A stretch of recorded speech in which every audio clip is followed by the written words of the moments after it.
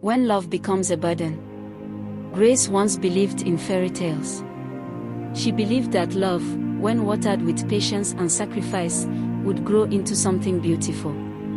When she married Joe, she thought she had found her happily ever after. Joe was a skilled tailor, admired in their village for the fine clothes he stitched.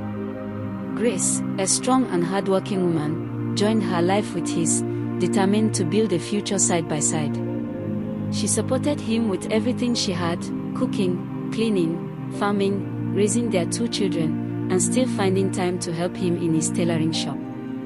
People admired them. They were a team. Until Joe began listening to the wrong voices.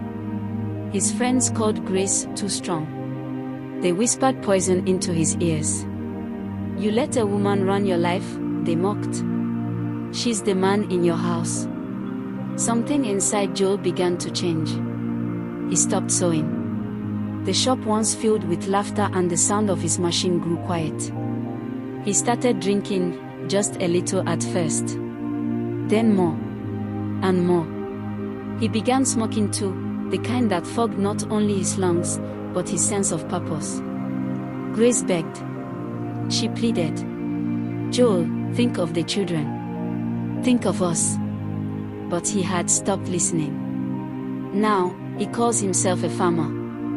But it is Grace who walks the land, digging, planting, sweating under the sun with their children clinging to her skirt. Joe joins her once in a while, only to eat from the shade and vanish before the sun sets. After each harvest, Grace stores the crops for their survival. But Joe sneaks in at night, steals the food, sells it in secret, and spends the money on bottles and smoke. When his own mother speaks up, he strikes her down without shame. One day, Grace's mother came visiting. A fragile, older woman with tired hands and a mother's worry in her eyes. She followed Grace to the farm to help her weed and plant. That afternoon, Joe showed up, staggering, reeking of cheap gin. He didn't lift a finger, only demanded food. Grace, exhausted and aching, spoke with tears in her eyes. "Joel, please, we are working. Can't you help? Can't you stop?" His rage exploded. He slapped her so hard she fell to the dirt. Her mother rushed to her side, trembling, crying out, "Is this how you treat your wife?" Joe turned and beat her too. 2 women, broken, bleeding, in the middle of the field they toiled for.